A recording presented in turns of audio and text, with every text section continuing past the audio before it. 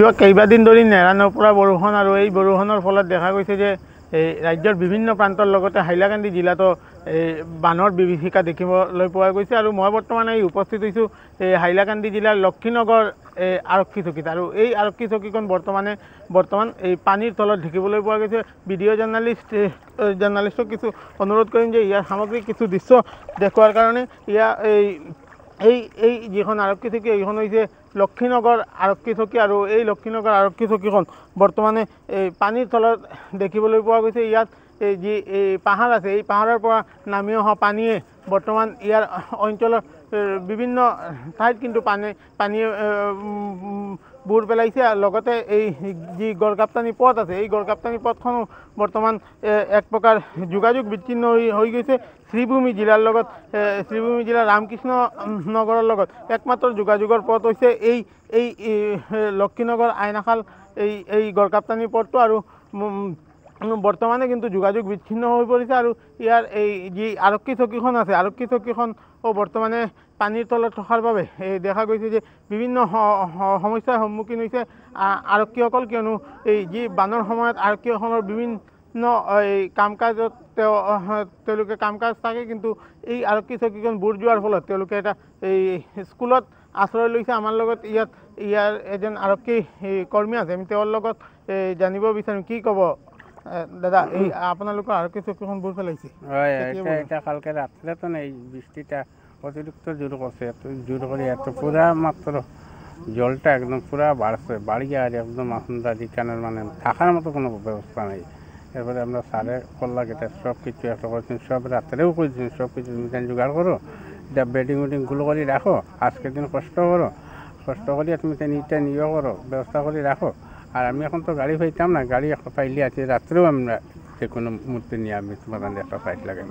এইদিকে সাহেবরা হওয়াইল কোনো গাড়ি গুড়ি পাওয়া গেছে না পাওয়া যাওয়ায় অন্য একটা গাড়ি দোষেন তারে বলছেন আমি তোমার টাকা দিব, তুমি আমার এই এরার মালটা তুমি স্কুলের উপর চাইয়া দাও, নাহলে এটা এখন যে পরিস্থিতিতে মালটা বার করলে সবটা ভিজিয়ে নষ্ট হয়ে যাবে।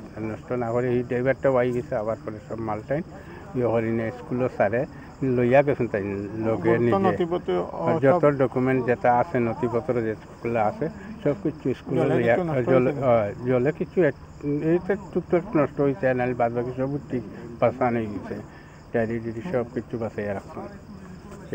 এটা আপনার যে বেডিং উডিং আছে বেডিং উডিং এটা তো বেডিং আর শোয়ার মতো কোনো ব্যবস্থাই নেই, থাকার মতো কোনো ব্যবস্থা নেই। রাস্তার দাঁড়িয়ে আসলাম, আপনারও তো আইয়া হয়েছে আমার রাস্তার দাঁড়িয়ে, কারণ এখানে জল কতটুকু ঝুঁক ফুকা মাকড় কত কিছু আইয়া তো দাঁড়াইলেও কালি উঠি যায় আর কি সব কিছু। বর্তমানে রাস্তার দাঁড়িয়ে ডিউটি, রাস্তার দাঁড়াইয়ে ডিউটি চলে।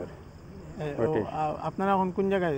এখন এই যে Laxmi Nagar MP school, MB school হয় না এটা, লক্ষ্মীনগর এমবি স্কুলে সবাই আছে, যতজন আছি সবাই আমরা এমবি স্কুলে আছি। কখনো খাওয়া দাওয়া। কতজন আপনারা পুলিশ কর্মী? প্রায় 13জন 14 জন হইবা, 12-13 জন। হয় ওরকম হইবা। বহুত অসুবিধা খুব অসুবিধা চলে আমরা এখন এখান যে সকালে খাইছি সারে আনিয়ে খাওয়ার আমরা আনিয়ে দিচ্ছেন, সারে আনিয়া খাবার দিচ্ছেন আমরা, রাস্তাঘাটও বন্ধ আর সব দিকে তো জল হয়ে গেছে। এরপরে সারে খানি আনিয়ে যাওয়ার পরে আমরা বলছেন আগে তোমরা খাইলাও, কালকেও খাইতে পারছো না, এখনও খাইলাও তোমরা খাইয়া এরপরে যেটা একটা ব্যবস্থা করি এখন নামাজে। আর খাওয়া দাওয়া করি তো জল বাড়তেই আছে।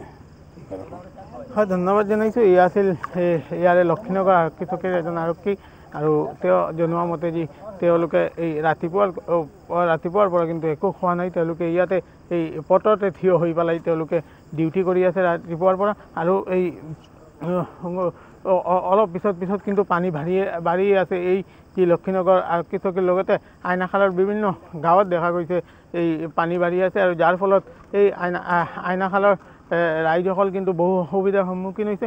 বৰ্তমানে একেবাৰে এই শ্ৰীভূমি ৰামকৃষ্ণনগৰ আৰু হাইলাকান্দিৰ মাজত যি যোগাযোগ ব্যৱস্থা আছিল, যোগাযোগ ব্যৱস্থা একেবাৰে বিচ্ছিন্ন হৈ পৰিছে, যাৰ বাবে কিন্তু এই বহু অসুবিধাৰ সন্মুখীন হৈ আছে এই যি এই ৰামকৃষ্ণনগৰৰ পৰা দুৰ্লভচৰাৰ পৰা অহা লোকসকল।